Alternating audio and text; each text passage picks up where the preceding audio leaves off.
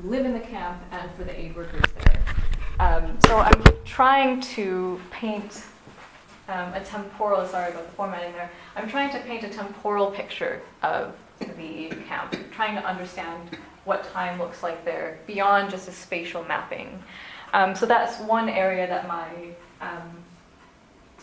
book contributes to, but also I think what is quite unique about it is that it's looking at quite everyday aid interactions in the day-to-day level between what we consider kind of local, in quotes, local aid workers and the people who live there in the most mundane interactions, and I'll talk about a few of those today. And the third, and in my opinion maybe one of the most important contributions of this book that I hope people take away from it, is also just questioning this idea that there can be this ideal camp, that there is a model refugee camp, as Azraq is often purported to be. And so I'll get into all of this in further detail. Oh, I guess I can use this. Amazing. So just to situate all of this within a little bit of the theories on time, if you're interested in kind of the temporal theories, the temporal debates. One word that I think is quite key to understanding time in places like camps is this word timescapes, which almost kind of visibilizes or makes time more dynamic, more 3D. So it's the idea that time can be quite contradicting, timelines can contradict, they can intertwine. There might be multiple ways that people experience time at the same time. Another very important something to keep in mind is also that when we talk about camps as having these sometimes very unique timescapes, to avoid vocabularies that contribute to ideas that refugee camps are somehow outside of normal time or extratemporal, and that's kind of also in parallel with challenging vocabularies of extraterritorial camps, that they're out of space and out of time. We need to understand that camps are very much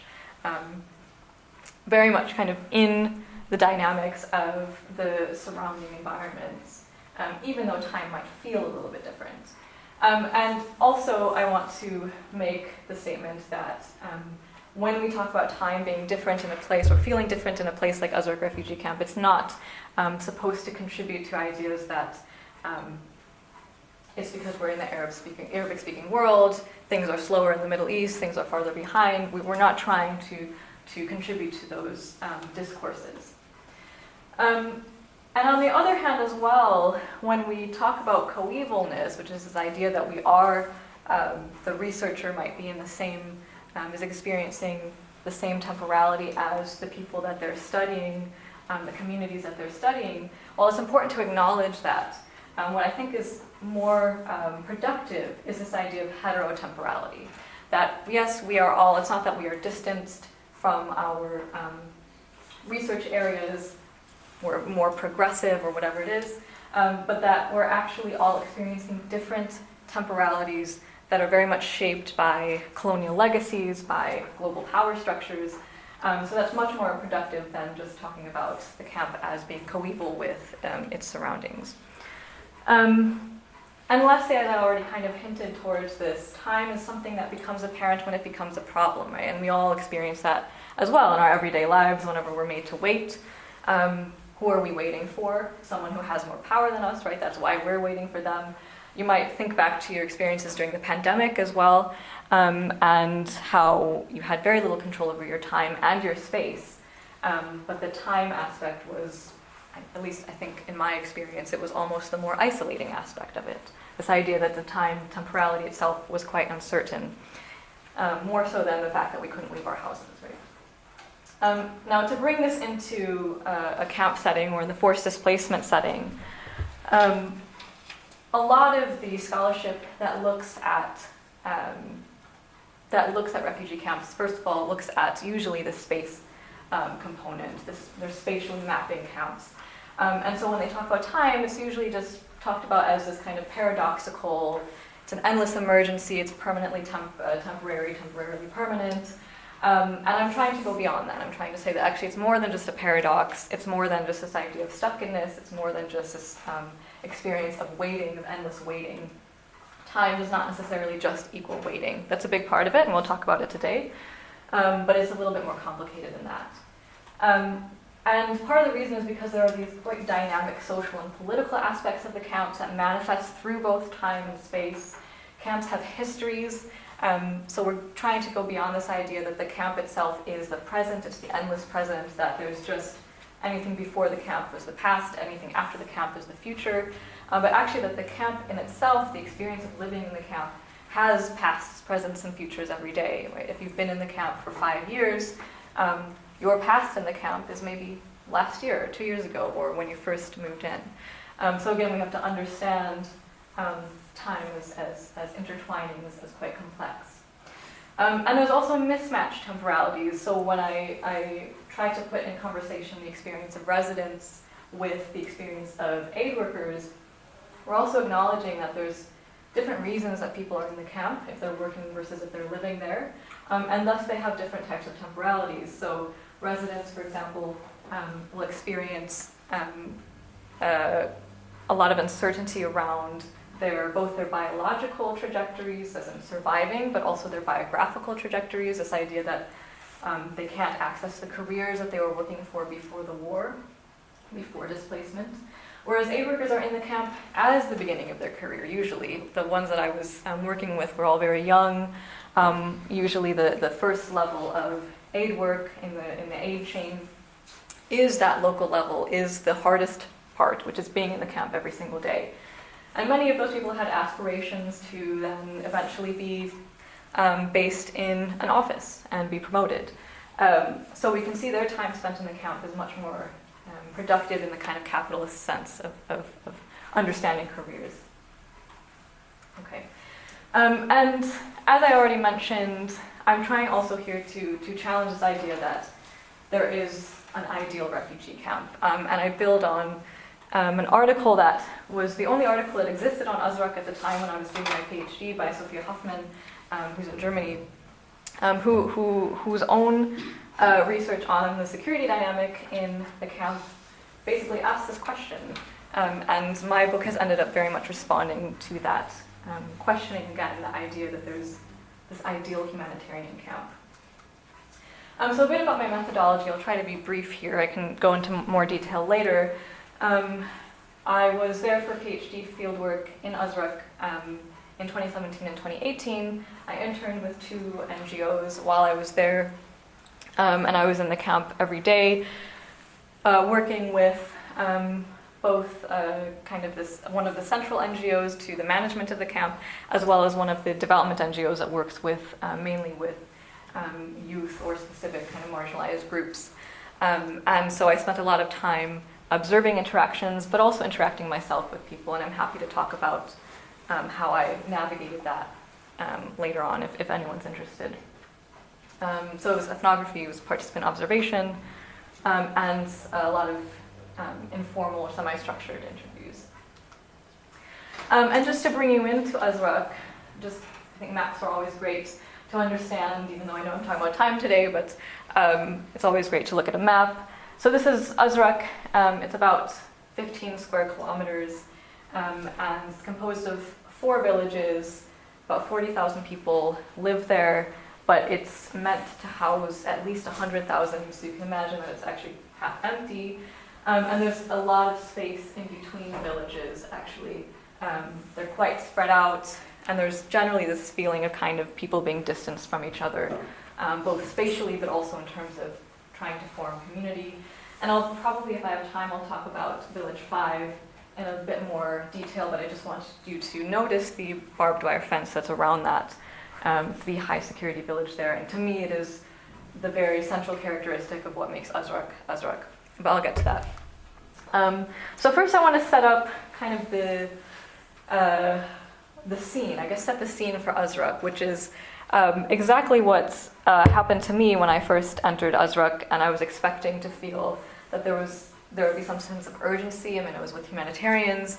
I had been before to Refugee Camp in Jordan, which is the other main refugee camp for Syrian refugees. And I went expecting that, okay, there's going to be some urgency. I mean, we're helping people who are in quite difficult situations. And I found that actually there was none. There was no sense of urgency. And actually what I found was that there was this everyday mundane, and this is building on Tobias Kelly's work on the mundane during the Intifada in Palestine, if you're interested in reading more. So I build on this idea that you can have kind of spectacular, extraordinary experiences of being in a very precarious position in a camp, alongside mundane experiences of boredom and frustration. People are running around trying to get their various issues fixed, like they have a window that's broken in their caravan, but also they want to find a job so they can make money, but also they spend a lot of time waiting to see an aid worker to talk to someone who can help them. And also, as Fedwa said at the beginning, there is no time. So there's this sense of simultaneously being bored all the time, but also having to rush around, this kind of hurry up and wait aspect.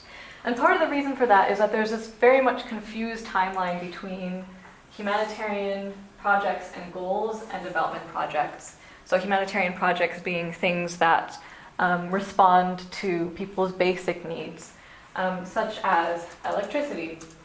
So electricity actually is an example of one of the humanitarian projects that to me was rolled out on a development timeline. And what I mean by that is even though the camp was built, it was built for about a year before it started to take people in, so it was prepared, which is rare for a refugee camp. They didn't have plans to install electricity until I think 5 years. So it was a 5-year kind of rollout where every year they were going to hook up one of the villages to the solar panel farm that is just outside the camp. And they like to talk about this as an initiative. IKEA loves to brag about this. IKEA was involved. That Azraq is the first refugee camp that's been completely powered by solar panel energy. But they don't say that actually it took us 5 years to do that. According to the plan that was for 5 years, it was supposed to take 5 years, and they didn't provide other means of electricity in the meantime. So people didn't have electricity for several years. And you can imagine how difficult that is in a camp that's supposed to be one of the best planned refugee camps in the world. And then at the same time also, while basic needs continue to be unmet, there is this sense from aid actors that we have to start working now on development issues. I'm happy to talk more and maybe in a discussion about what is development. But I would hear a lot of things like this from Yusra, who's saying, I feel like we have arrived at the stage where we really have to be working on early marriage, this issue of early marriage. But at the same time, we're talking about culture. So again, that's something we could talk about later. But it's this idea that, okay, now we've been in the camp for a few years, even though people still don't have electricity, even though people still don't have means to to generate income, we need to start talking to people about this idea of early marriage, about child labor was another one. And so these kind of confused timelines then, I think, reinforce this kind of mundanity, this idea of there is no real urgency to the actual basic needs that people have. And this is also underpinned by, and maybe also mutually reinforcing, by the camp's bureaucracy. So there is a lot of work on bureaucracies and camps in terms of state bureaucracies, but not much has been written about the camp itself as a bureaucracy, and that's what my book is very much focusing on. It's envisioning the camp itself as a bureaucracy. And to just start out with an example, the example of Hadia, who had a medical emergency and approached me wanting to be referred to at least a doctor, if not the hospital, to be seen. And Hadia was living in Village 5, which I already explained was the high security village. So in order to leave that village, you need a permit, even if you need to go to the emergency room.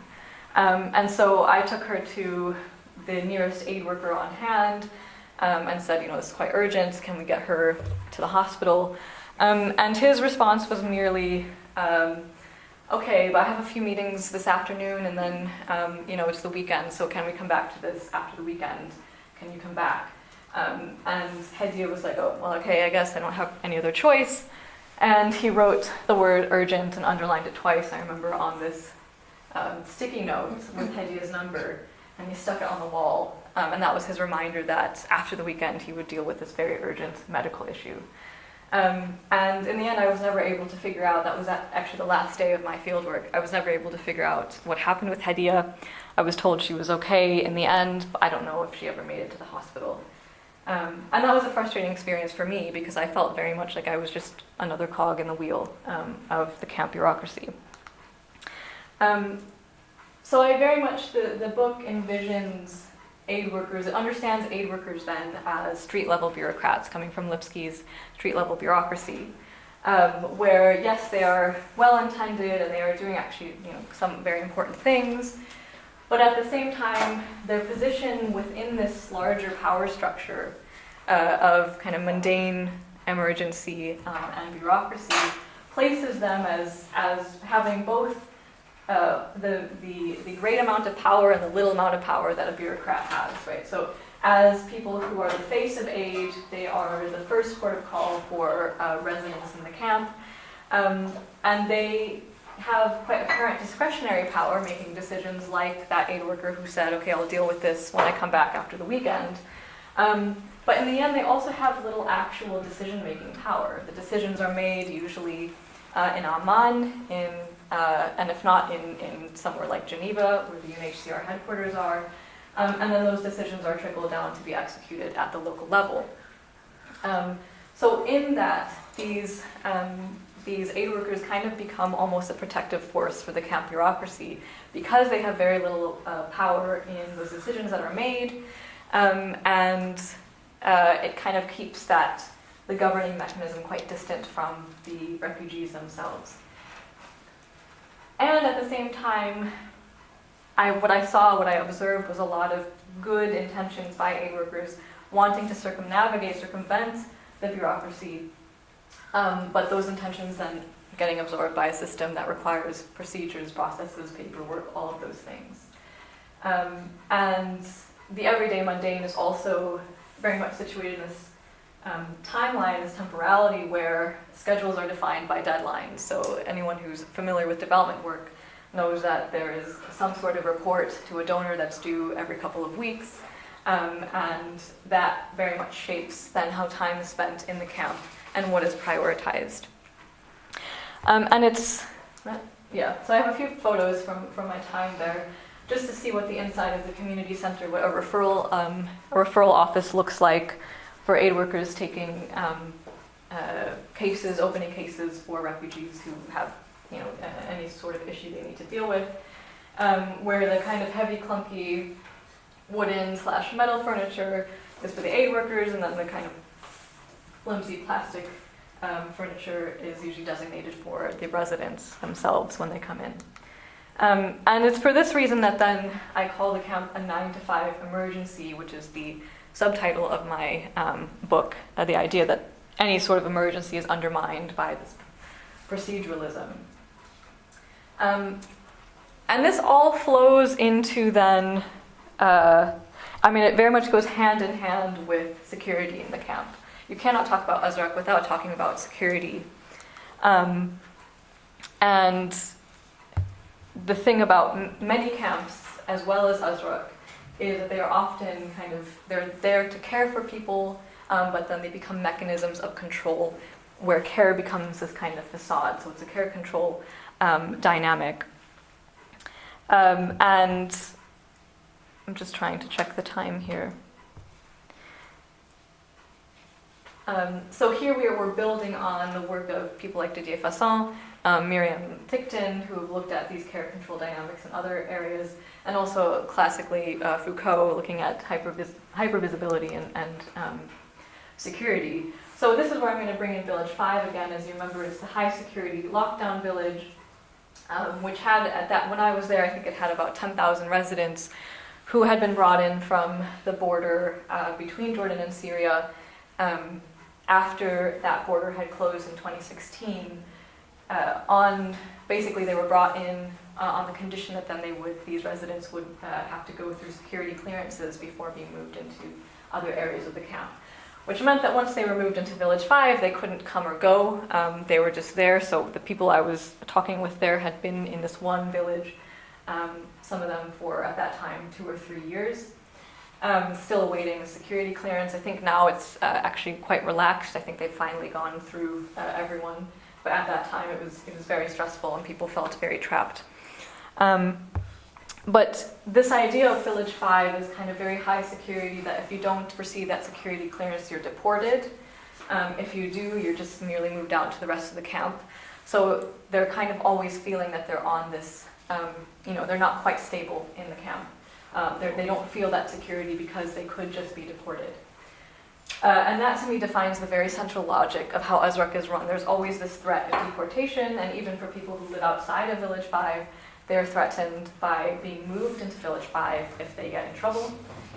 Refugees living outside of Azraq as well have the threat that if they get in trouble, if they do something wrong, they will be moved to Azraq.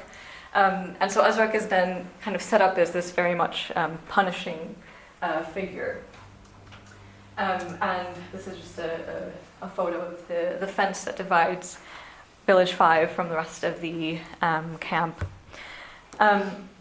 And so I'm interested, there's obviously that spatial element, but I'm interested in how those spatial elements actually contribute to the temporal aspect of the power of security in the camp through hypervisibility. I call it an open plan camp, and I'll show you in a second why, which is established through this very much this panopticism. And one of the examples of panopticism, I think maybe it's unintentional panopticism in this case, in the case of these community centers, is how people are situated here. So we have this is the center where people will come in to bring their issues to get referred by an aid worker in the case management office over here.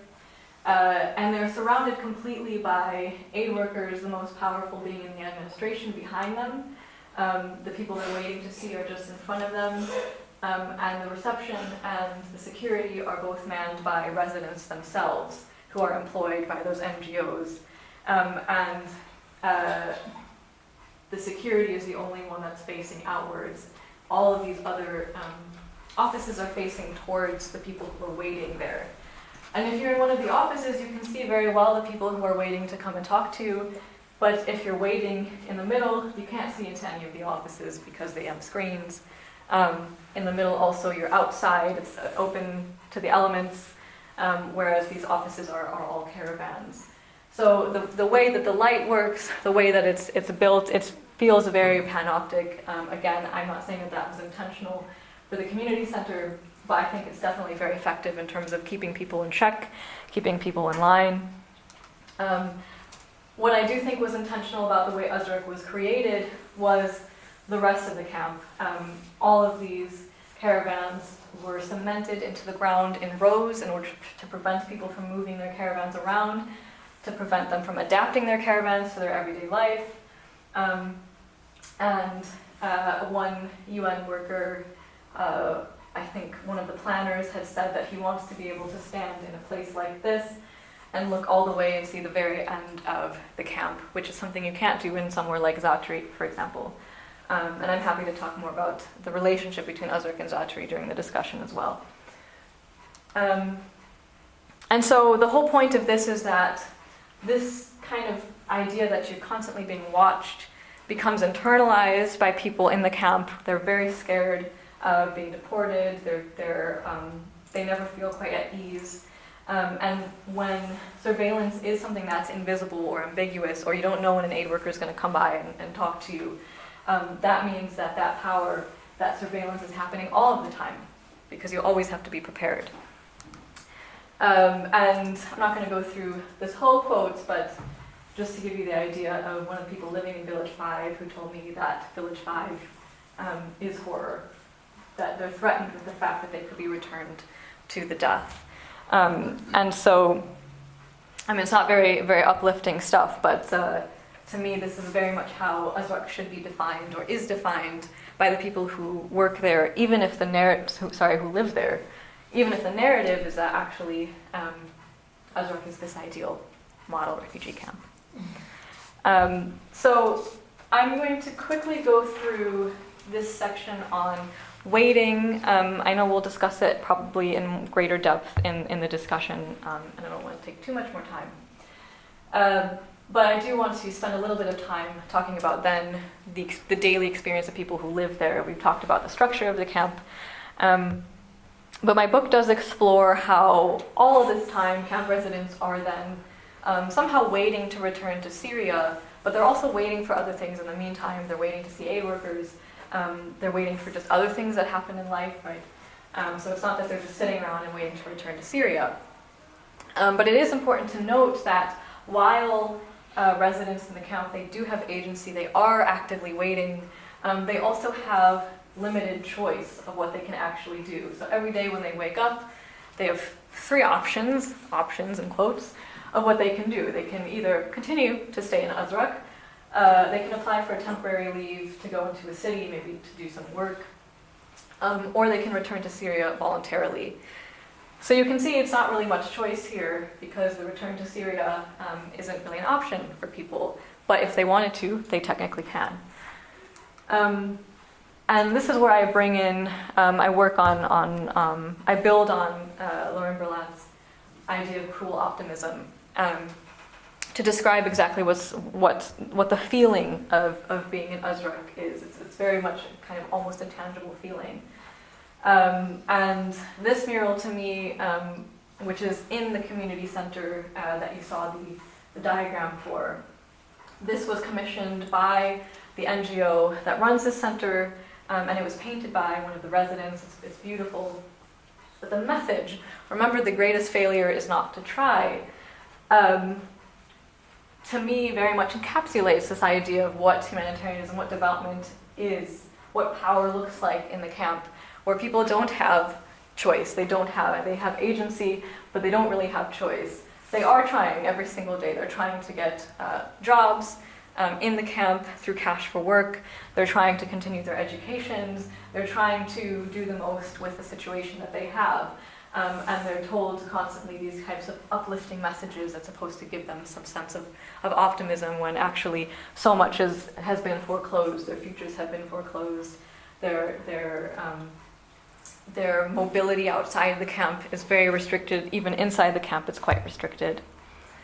And so what I see when we have these kind of cruelly optimistic messaging along with that security, constant kind of threat of deportation, is that people start to go through the motions. People who live there start to perform this patience out of kind of trying to be complicit, out of fear for that deportation. I'm just going to read this one last sentence here, where to me, so while residents are performing this patience, it also implies that they don't actually believe in what they're being told that they're waiting for. There is this unbelief. It's very heavy in the camp, where they're told that, yes, if you wait, if you behave, you will go back to Syria.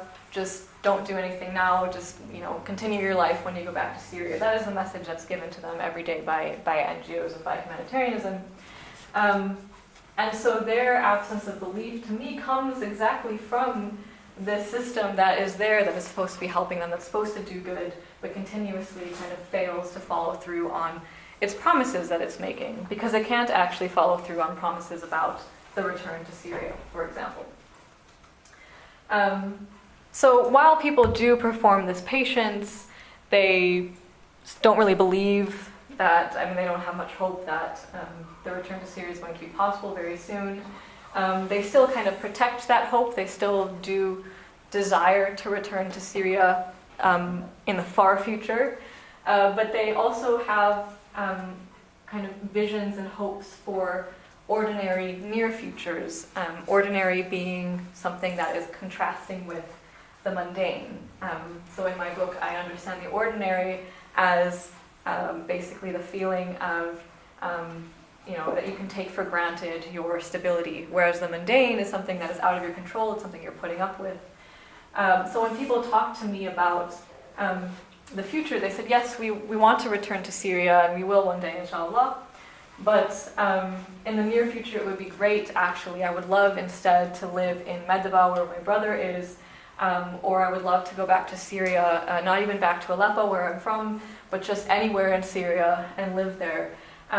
So they kind of have these ideas of these ordinary futures that are not very grand. They're very simple futures where they're usually able to work again, or able to continue their education.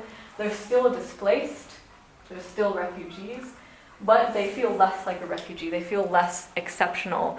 And all of these near futures, most of the time, are placed outside of Azraq, but still not quite at home after the war. And I think it's important to say also that these visions also kind of promise a liberation from their spatial and their temporal confines. So I'm going to close now so we can get into the discussion. Just a few more things that my book looks at as well, which is understanding Azraq as something that people talk about in the past tense, so aid workers who have moved on from their time in the camp, and then talk about Azraq in the past tense. And I also pose questions about the future of camps, and if this is what a model refugee camp looks like, what does that mean for the future of understanding how to address forced displacement? And we've already started to see Azraq being copied in other places. I think most recently I saw an example in Syria. I want to see there was an IDP camp in Syria during the pandemic that I saw was tweeted out. UNHCR was very proud of themselves, and it looked exactly like Azraq.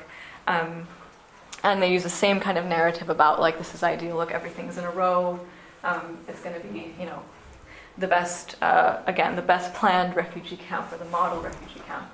And the question there, I think, to ask is for whom? And I always like to kind of end with maybe, as an academic, it's nice to maybe have some suggestions of what we can do with our research, other than just write books. And one, I think, is to work with the people who live there, who are usually left out of decision-making about their very lives, about where they're going to be, where they're going to live, down to the very shelters that they're living in, the caravans. But also to listen to aid workers, those local, again, quote-unquote, local aid workers, who are very well-intentioned, and yes, they tend to kind of be placed within these positions of street-level bureaucrats, but they also have very valid experiences of what actually is possible to do in a refugee camp, and they're usually unheard by the people who are actually making the decisions, and they're quite powerless in that way within the kind of the larger structures of development. So we need to listen to them, and most importantly, we need to rethink camps as a solution to displacement. Here's more information about my book. A few cool people have said cool things about it, which very much blows my mind. And I will leave this up here if you want to check out the link, and then we can get into our discussion. So thank you.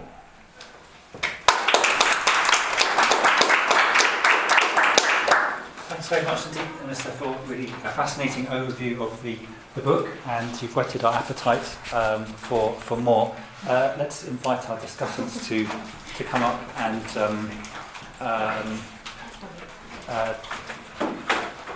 take your seats, and maybe I think you sort of discussed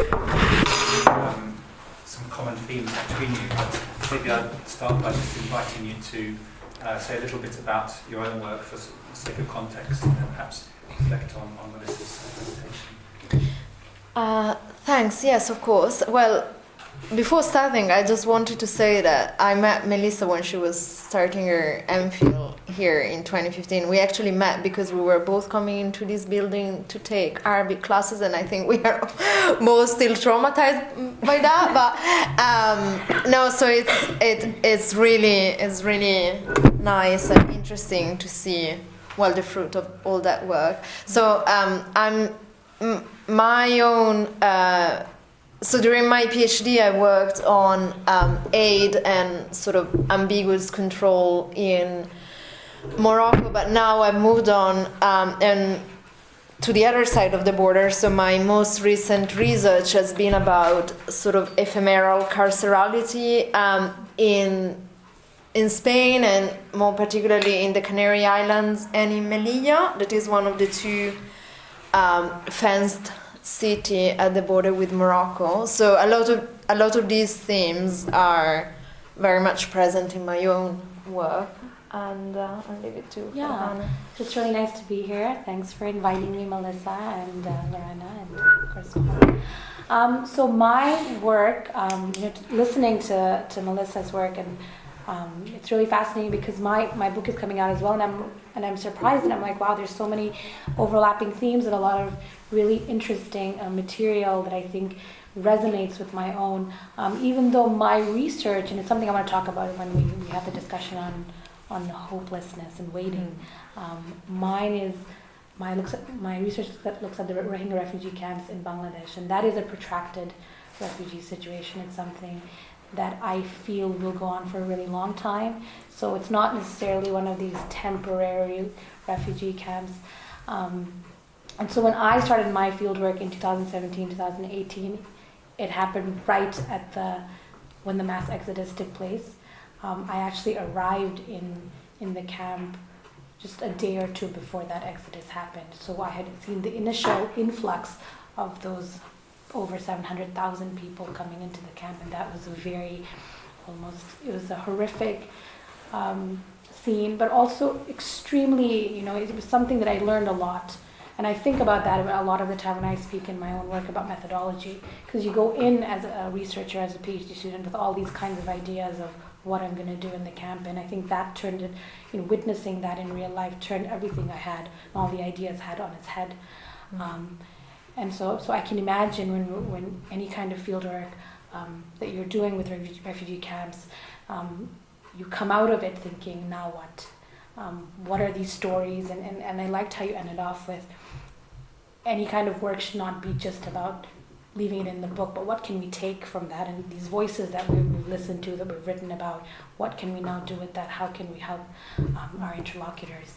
And so I'm interested to discuss sort of all of these ideas and thinking about even the time to write, the time that we've given to sharing these voices, our interlocutors' voices. What does that mean for them? Because so much time has passed between doing that research and now COVID has happened. So many things have taken place. So I'm glad to be here. I'm glad that we can share this stage. And my research specifically looks at gender. I focus on how gender relations and roles have changed, have transformed after forced migration, what that looks like within the camp, the kind of experiences that men have, that women have, and looking at women's lived experiences, how they're kind of navigating their everyday life within sort of these bureaucratic structures, within familial tensions within the family, dealing with gender-based violence, dealing with trauma of gender-based violence from Myanmar. So these are the kind of topics that I look at.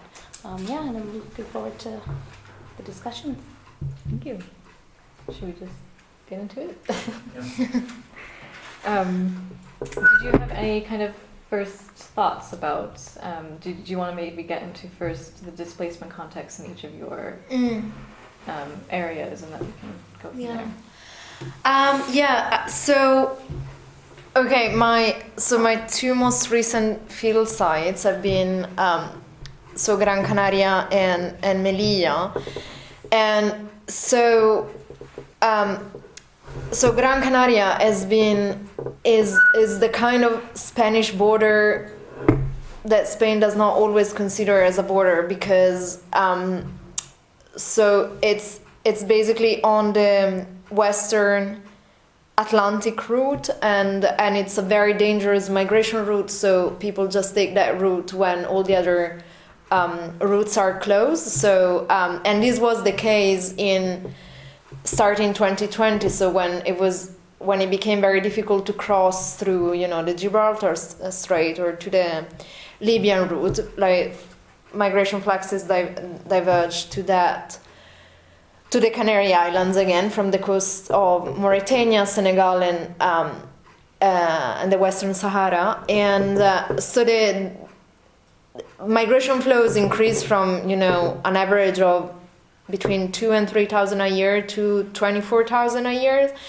And the archipelago, and this happened during COVID, so the archipelago was absolutely not prepared for this influx of people. They didn't have the facilities.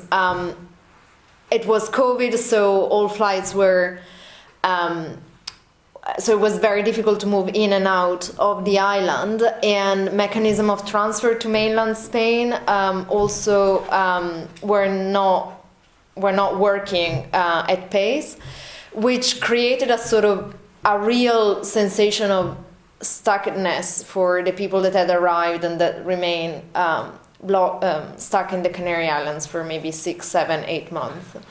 And we're talking mainly about people from Senegal and Morocco and from other parts of Western and Central Africa, but mainly Senegal and Morocco. In Melilla, the situation was completely different because I did fieldwork there last year, and Melilla, has always been the sort of the epicenter of migration and stuckness in the Mediterranean. But when COVID started, actually, because the borders were so hermetically tied, there was very little migration coming through Melilla. And it was interesting because it was kind of the contrary situation. So the migration centers the camps were effectively empty. One of the 2 big migration camps in Melilla is now completely empty. There are no residents there. And still there were migrant people on the streets. So it was like this very different situation of like sort of emptiness, but at the same time marginalization. And I think we can talk more later about the meaning of displacement in these 2 very different contexts, because in the Canary Islands, migrant camps were places that people were fleeing from. So they were not necessarily they were designed to receive people that had fled from somewhere else, but they had become places where people were fleeing from en masse, which sparked a lot of interesting conversations then. Yeah, so I'm sure many of you know about the Rohingya crisis, but just to kind of give a quick background so I look at specifically the time after the mass exodus in 2017. So Rohingyas have been fleeing Myanmar since, I could say, mid-1980s, when they were officially removed from the official ethnicity charter on the Myanmar Charter of Ethnicities. So they had started, a lot of men at that time were traveling or looking for work either in Bangladesh or in Southeast Asia, Malaysia, Indonesia, for example. And then again, a big sort of attack happened in Rakhine State, Myanmar, where the Rohingyas primarily reside, in 2015. So that caused a mass exodus to Southeast Asia. A lot of boats, rickety boats, were going through the Andaman Straits to Malaysia, through the jungles of Thailand. My research looks at 2017, when, again in August 2017, there was a mass crackdown of Rohingyas. There was a clash between Rohingya Arsas and the Myanmar government, and that caused, mass ethnic cleansing, sexual and gender-based violence, rape against women en masse. I have very horrific stories of women experiencing these in classrooms, and they were taken by soldiers. Their breasts were cut off. Men were shot en masse in the villages. And so when this happened, 700,000 people, up till now more than 1 million people have fled to Bangladesh. At the time it was 700,000 people. And the way the refugee camp is set up, so we have along the border of Bangladesh and Myanmar, there are older camps that started in the early 1990s. There are registered refugees. The government has recognized them. The ones that came after 2017 are not registered. They're not recognized by the government. They're not sort of registered under the United Nations, UNHCR. So everything the way sort of the camp spurred and came about, it was just ad hoc. They worked with the Bangladesh government to create, break down jungles, to cut trees and just build up shelters over time just to account for all of these people. And the way the bureaucratic structure is set up, there's not necessarily a very, I guess in the way Azraq and other refugee camps are set up, is very ad hoc. It's done mostly, the government works with UNHCR, and they have a system called the Majlis. So Majlis are local Bangladeshi, local Rohingya leaders that are sort of elected by the Bangladeshi government or the Bangladeshi army that's working in the camp. They're not elected by the Rohingyas themselves, so they're usually, 35-year-old middle-aged men that are kind of, they don't necessarily have a status within the camp, or they're not either by age or by education necessarily. So they're kind of running, and they're responsible for about 25 to 50 families in each section. And if you think about the camp, it's quite expansive. I look specifically at the Balukali Kutupalong mega camp, which is quite large. So you're talking about miles and miles and miles of just ad hoc bamboo shelters that are sort of, just put together. And so the situation is, it's very haphazard.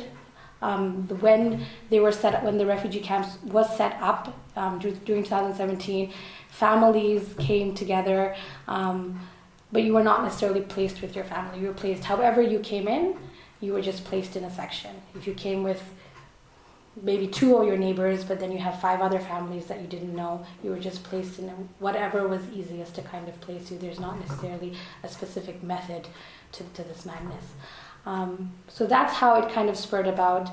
And I look at sort of, the majority of my research looks at not one specific section. I did, my methodology was very much participant observation, very ethnographic. I spent 14 months there in the camp itself. I live quite close to the camp, and so a lot of my days and nights were spent with women in their shelters, cooking with them, cleaning with them, being part of their everyday life. So I do, resonate a lot with this idea of everyday life, the mundanity of everyday life.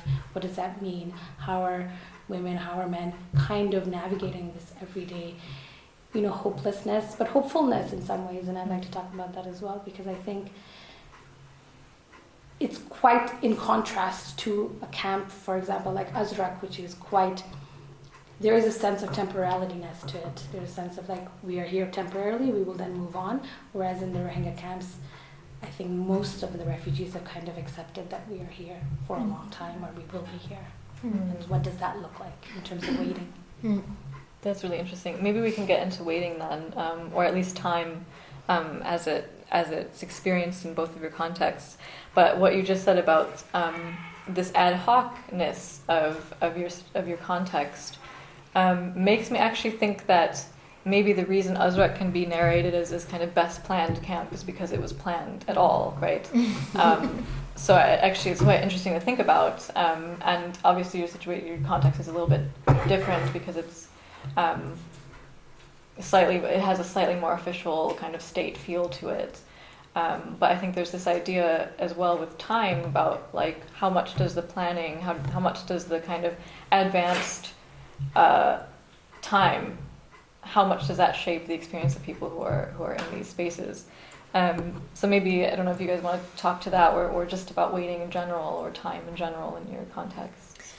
Yeah, it's interesting because in my context, actually, something that is quite recurrent in Spain, at least, but I know is the same elsewhere in Southern Europe, is that camps or migrant reception center more generally are not built anew. They are actually sort of kind of made up in the premises of buildings that existed before, and they're generally former military buildings that had not been used for a long time, or and it's interesting because both Melilla and Gran Canaria, well, Melilla especially, are areas that are extremely militarized. They have their sort of local history is part of a broader history of Mediterranean and transatlantic coloniality. So how can I say, it shows when a camp is built in a building that had a defensive purpose before. It's not made so that people can integrate in the surroundings and build a new life for themselves. But this is partly what is how it intersected with time, because both in Melilla and in Gran Canaria, most of the people that were arriving were really, really pressured to become economically active very quickly. So the time of the camp and the time of their own sort of economic necessity and of the economic pressure that their families were putting on them were really not mapping onto each other. And it was quite interesting because especially in the period where, Gran Canaria was basically excited from mainland Spain. So people that did not have a residency permit were not allowed to travel to mainland Spain. People were really struggling because they needed to get economically active very quickly, and they could not wait. And this is part of the reason why they were fleeing the camps, because they were like, I cannot wait here 1 week longer. I need to find a job, and I cannot find a job if I'm in the middle of nowhere, far away from the city, and so on and so forth. And so this is so patience somehow was not an option. And it was quite interesting because something that was emerging quite strongly at some point was that people that were showing particular patience to the situation that they were in then went on to develop some sort of mental health condition.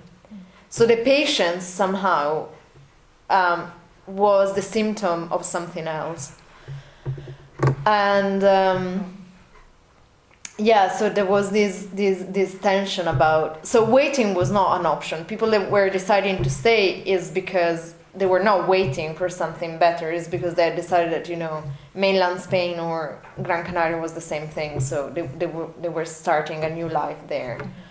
The people that were waiting, there was something that was not going too well, I would say.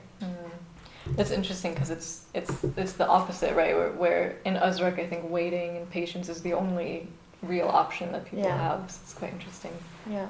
Farhana, did you want to? Yeah. So this idea of waiting, I want to bring up 3 points. I think in the context of the Rohingya camp, which I found very interesting reading Melissa's work. So the first thing, just to mention the ad hocness, is that when a crisis happens, when there's violence involved, when there's genocide, it spurs in the moment. It happens so quickly. People are fleeing for their life. I don't think Bangladesh itself even realized how big it would become, and more than 700,000 people are fleeing and coming into. We're a small country itself, coming in. So everything that happened was kind of on the go, happening. And you're trying to learn on the go as well. And in those initial days, there was, I think, when I was speaking to my interlocutors, there was hope that we will return, we will go back to Myanmar. But I think as the years went by, and even 1 year on, when I was there in 2018, I go back quite regularly. I was there a few months ago. There's almost a kind of a resolve. We know we won't go back. There's nothing for us. We've kind of accepted that. And while I was doing my field work, one of the things when we're talking about waiting, it's very interesting to me the gendered nature of waiting. The way men and women experience waiting differently. Men, for the most part, they're no longer breadwinners. They're no longer the head of the household. You'll see the majority of men are sitting idle in coffee shops, or they're sitting by the side of the road. They're just, their day goes by literally just sitting or doing nothing, prayer or what have you. Women, on the other hand, waiting is not necessarily, there's no time to wait. They're taking care of children, they're making food, they're doing all kinds of household tasks. A lot of them have taken on, employment and income generating activities if their husbands perhaps are too ill or not able to find employment. So they're sewing, they're making small income, cash for work, what have you. So the day goes by. There's there's no time to wait. There's nothing to wait for, because what they were doing in Myanmar, a lot of those same tasks are taking place now, and on top of that, added more because now they have employment, or they're having to take care of the family and do work, having to go out and get wood. So the waiting, I think, is very different for men and women. And men, a lot of the times what they do, and it's very interesting, a lot of the time men say, a lot of these gender programming that come, they're mostly targeted for women. There's nothing for us. So what do we have? There's, what are we waiting for? What are we looking forward to? There's nothing for us in these camps. And on the other hand, I think a lot of the time, in speaking to my interlocutors, I realized that, when we talk about waiting and hope, I liked this one section in the chapter on waiting that you talked about the idea of hopelessness and hopefulness. I think hope is still a very powerful tool, at least for the Rohingya. A lot of what I talk about in my own book is that people are making a life for themselves despite all of these circumstances. And not necessarily that you're hopeful for a future, that there's something at the end, or I'm waiting for either to go back to Myanmar or some better future. But it's the hope that despite what I have, despite the trauma that I've faced, despite being away from my family or from my homeland, I'm able to create some type of life and normalcy. And so the mundanity becomes normal. The mundanity is good. A lot of my interlocutors would say we like that we're able to create a sort of normalcy in our life. It's not an ideal normal. It's not in our home, but there is a sense of normalcy. So that there's a hope for creating a life for oneself instead of waiting for something else. If that makes sense.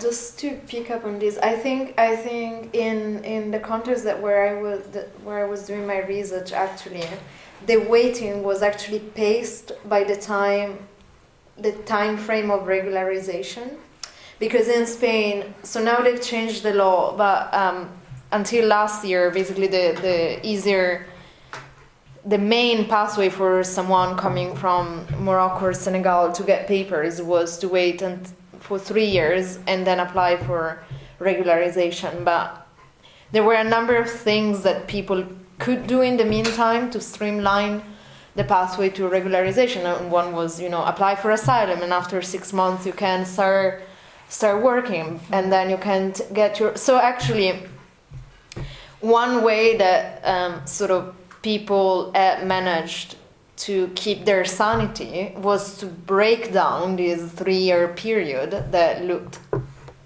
extremely long into smaller steps that could lead to an outcome that was papers. And it's funny because there were some bits where time clearly accelerated. So for example, after 6 months, from 6 months after the asylum interview, if your asylum request has not been denied yet, you can start working. And if you manage to work for 6 months without having your asylum application denied, you can get papers. So the moment that those 6 months had passed, people had to start looking for a job straight away. So time started becoming really compressed. So there were these bits of idleness, but then acceleration, and then waiting, and then hopelessness again. So it was time at not the same pace all the time, I would say. It's very interesting. And did you find that the accelerated time was more preferred to the idle time? So it's interesting because sometimes it was volunteers that to impose the time acceleration, because all these processes so bureaucratically complex and requires a level of literacy and digital literacy that is completely inaccessible for someone that has never been schooled, and so on and so forth. So it was a different level of excitement for sure, and it was a different level of awfulness, but it was also a very stressful time for all the people involved. Yeah, I think what we could spend forever talking about is this is exactly this idea of what hope allows people to do, even if it's kind of, in my case, it's almost like a hopeless hope. I think a lot of philosophy has already explored the optimism versus hope maybe people actually have hope, but without the optimism. But I am aware also we're like close to time, so maybe we can continue our discussion, but invite some questions in the meantime. Yeah, of course. Thank you. If anyone has any questions, we can take. While waiting, Melissa, it struck me just from that piece there, because obviously I've heard your previous talk on Gazzotti and Azraq, how very distinct each of your three experiences are. And it always makes me wonder, you've laid out a position in the camps that but the difference is, and I wonder how many more variations, each one awful in a different way, there are. And obviously it's perhaps unfair asking you three, because each of you, of course, see the one you see. But are any of you aware of a different type of camp again? So not the very UNHCR regimented one, not the national government just being inept, not as inept as ours, but still inept. Or for you, the government being completely thrown for a loop by something which dramatically and suddenly falls upon them. Well, I mean, then I might know more about this, but in Lesbos in Greece, I remember that there was a sort of civil society organized camp called PICPAT, and it was closed down though. It was closed down, right. Okay. But I remember that for a time, this was where the vulnerable cases were transferred from Moria, right? Yeah, there was a period where there was, initially it was very self-organized, then it was kind of in collaboration with the municipality and kind of taken over by them and sending their vulnerable cases, and then closed down by the new government as it was a bit, too self-organized. Yeah. There are more self-organized camps, like in the Middle East, but also in Greece, mostly Kurdish run, at least the ones I know about, they're Kurdish run. So I think it's dangerous to just foreclose all the discussions of possibilities by saying that camp is a state of exception, right? And that we can only see like a power and the power of those who govern and manage the camp. I think it's valid to look at those and that's like smaller acts, bigger acts. I mean, the Kurdish camps obviously are different because behind them is like a big organization which also has an army, but it's like organization of civil.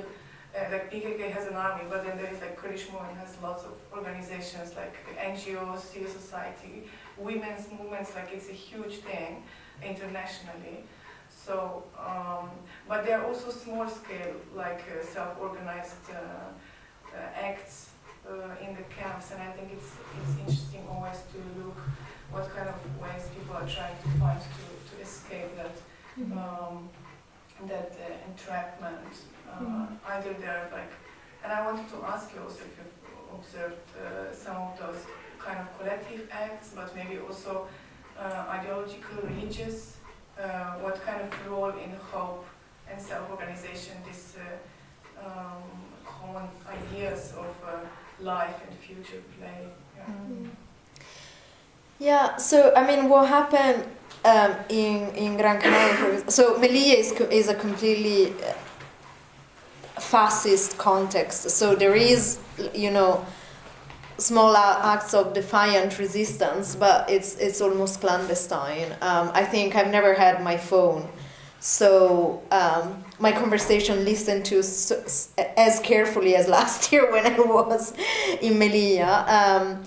Gran Canaria instead was a completely different context, and so when people fled this sort of camps created in hotels in the south of Gran Canaria, there was this sort of civil society spontaneous movement that emerged. Then people started hosting migrant people into their houses, and which was, you know, a very, very hopeful moment, and so all sort of things started happening, like, you know, people started, you know, organizing to provide administrative support to people to go and lodge their asylum claims, accompany them to the doctors and so on and so forth. But in the sort of solidarity accommodation cases, what I personally noticed is that in most cases the dynamics that would have been observable in the camp were reproduced at the level of the sort of individual home. So the logic of controlling the space and patrolling, like, you know, policing, access to resources were recreated, and in a lot of instances there was a lot of mediation that had to happen about, you know, the fact that it was really sad, because in some instances people were thrown out on the street again, which was quite sad. Which was quite sad also to observe, because there were times where, you know, the situation was tense and there was some mediation happening, being like, you know, if you feel like you can't commit to host a person for 3 years, because it's a big job. It's like not something that everybody can afford, or like either financially or psychologically, it's fine. Just give the person some time to reorganize themselves. And people were evidently challenged in, like, they didn't want to admit that they couldn't cope with the situation, but at the same time they couldn't cope with the situation. So in some cases people were just thrown in the street, and it was disheartening to see. I mean, then things were fixed, and yeah. Sorry, what was the question? No, I mean, I know the question, but just to clarify. Yeah, I wanted to ask about resistance or self-organizing or solidarities in these kind of situations, and maybe also how hope and beliefs formed by political ideologies and religion play a role in that. Yeah, so the way the camp in Bangladesh is set up, when I was there wasn't barbed wire. Now there is. Right around COVID time, there was barbed wire. And even before that, so the Bangladesh army pretty much controls all entry and exit from the camp. Rohingyas are not allowed to leave the camp. So you're pretty much containing these over 1 million people to this very barren land of desert-like situation almost. And their lives are pretty much contained in the camp. There has been moments of resistance by camp members, camp leaders, but it usually ends up either, a couple of years ago, one of the Rohingya leaders was killed as a result of trying to create some sort of resistance against the army. But for the most part, there hasn't been any sort of organizing attempt. It's mostly, if you're talking about the discussion on hope and how are people kind of creating, especially with faith. So one of the things that I look at, I don't know if this is relevant to what you're asking, but one of the things I look at is how women are sort of creating spaces for themselves as a way of dealing with the kind of bureaucracy they're facing. So two things that I want to talk about is the Maji system that's in place, these young men that are sort of leaders or intermediaries between UNHCR or NGOs and Rohingyas. What their job is to do is to deal with issues in the camp. So one of the women was telling me, my neighbor, she's been facing gender-based violence from her husband for the last year, and she's constantly asking the Maji to kind of intervene, to kind of help, and so it comes back to the point of time and the way NGO workers are also complicit in this, and humanitarian aid agencies. And my interlocutor said, she's been asking Maji to help her and to help deal with the situation, and he hasn't done anything. It's been three months, and her husband's still beating her. So there's no solution to it. And so in response to these sort of the ineptness of the system, of the inability of the system to help them, what Rohingya women, I think for the most part, what they've created is this type of space where they're kind of channeling their trauma, the kind of violence that they faced, in something called the talim. So talim is basically a religious space where women come together, they pray together, they supplicate together, and it's in direct response to sort of the NGO programming of sewing and drawing and things like that that are meant that have been put in place for dealing with trauma, mental health, that sort of thing. The majority of women that I found in the camp, my interlocutors said they prefer to go to the talim as opposed to these NGO-run women's spaces because they're not familiar with that. They're not interested in that kind of, programming to help them. What they like is, reading from the Quran, praying together, making dua, that sort of thing. That is more powerful to them, and that's something that's, not involved. The NGOs are not involved in that. They're not intervening in that. And even when I speak to NGOs, the majority of them says we've never heard of the talim. We have no idea what it's about. We don't know that this kind of thing is even run in the camp. And that's something what I'm doing now in my own research. I'm trying to bridge that gap between what's actually happening if you talk to people on the ground and the deliverables. And I liked what you talked about, Melissa, about this idea that NGOs have a certain, a deadline. They're constantly on deadlines. They're constantly having to give deliverables. But are they actually paying attention to the people on the ground? They think they are. And I think we all come in with a certain level of a good intention and we're going to help. But what do the people on the ground need? They much prefer having these kind of faith-based programming, things that they have created, spaces that they've created for themselves. And so when I'm working now with NGOs, one of the things they ask me is that, so how can we now that we know about talim, how can we help them? And the answer is no, we don't want you to intervene in these talims, we just want you to be aware of them. Because intervening means you're now going to co-opt it, take over, and put your own sort of ideology in it, but that's not what they want. Rohingya women have created the space for themselves. And again, it's a very gendered thing. I look a lot at gender, so a lot of the time husbands will say, I will only allow my wife to go to such a space. I will not allow her to go to these NGO-run programming. So, these kind of, it's not resistance in like a larger sense, and that's what I look at. I don't look at resistance, I look at everyday resistance, moments of the everyday nuances, whether it's resisting your husband by hiding the money in the pots in the kitchen because he won't go in there, as opposed to the large-scale resistance that takes place, Yeah, that actually leads quite well into the Azraq context because, and I have this in my, thank you, I have this in my chapter 4, I have a couple of paragraphs on resistance, but I'm actually working on an article right now to expand some of those ideas. And what you can imagine that Azraq is a place where resistance is not encouraged, resistance is not even actually quite possible in the way that we might think of kind of a capital R resistance.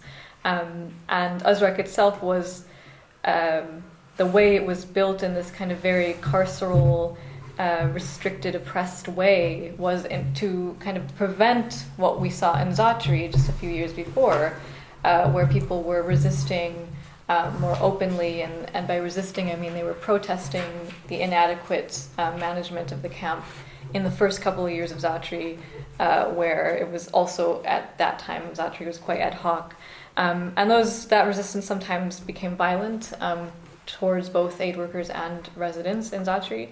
So when Azraq was created, it was very much created with that in mind. Let's prevent another Zatri from happening. But obviously, as we know, wherever there's power, there's going to be resistance. And if you look closely enough in Azraq, there are kind of those smaller, everyday, lowercase r ways of resistance that people they wouldn't tell you, I'm resisting, right? That's someone hiding money in their pots is not saying, I'm resisting, right? But they are, somehow those acts can be seen as somehow resisting whatever it is that they're responding to. So in Azraq, I would see this in, for example, a young girl who she was in Village 5 as a 16-year-old, made some of her best friends there, and then her family got security clearance and was moved to Village 2, where she knew no one. And she was very far from NGO centers and very lonely, and so she would regularly crawl under the fence into Village 5 to see her friends and to visit some of the aid workers that she became close to at the NGO center that she was in Village 5. And this is, I mean, it's somewhat risky because again, you're not allowed to trespass those borders. But she did it to kind of have that access to those social networks that made her feel maybe more comfortable in the camp, especially at that age as a teenager. And we see examples like that where it's kind of small risks that people take to make their lives a little bit more comfortable in the meantime. And it's not resistance that is trying to solve the whole issue. It's not challenging the status quo at all. It's just, how can I make my day to day slightly less painful, slightly more comfortable, without anyone noticing and without getting caught. And that's why I say it's kind of a lowercase r. It's not like I'm chaining myself to the fence to protest the fact that there's fences here. Right? They don't want people to know. They don't want to get in trouble. And just to add on that, I think that's very gendered also.